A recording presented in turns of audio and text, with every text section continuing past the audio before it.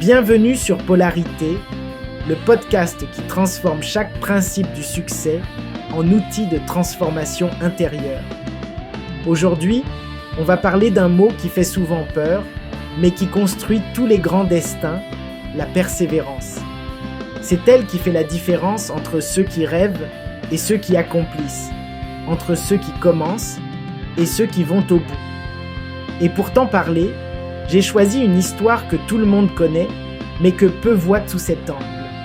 Le parcours du PSG pour remporter sa première Ligue des Champions.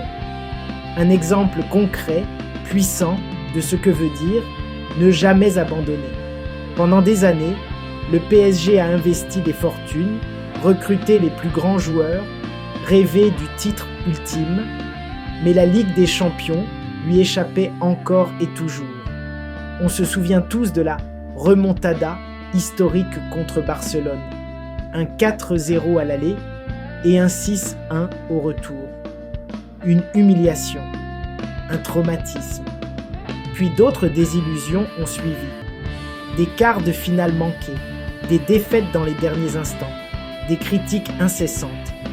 À ce moment-là, beaucoup de clubs auraient abandonné le projet, réduit les ambitions, changé complètement de stratégie. Mais le PSG a persisté, il a ajusté, il a appris. Et aujourd'hui, à l'heure où j'enregistre cet épisode, le Paris Saint-Germain vient de remporter sa première Ligue des Champions. Victoire écrasante, 5-0 contre l'Inter de Milan. Ce n'est pas juste une victoire sportive, c'est la récompense d'années de persévérance intelligente.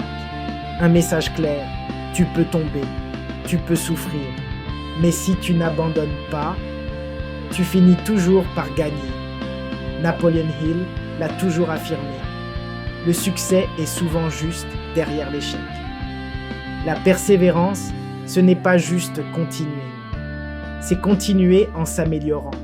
C'est tirer des leçons, changer de méthode, mais ne jamais lâcher la vision. Ce que le PSG nous enseigne ici, c'est exactement ça. Ils ont absorbé les défaites, digéré les critiques, ajusté leur stratégie sportive, leur mentalité, leur encadrement. Mais le rêve est resté intact. Il insiste sur un point. Ceux qui réussissent prennent des décisions rapidement, mais ne renoncent pas facilement.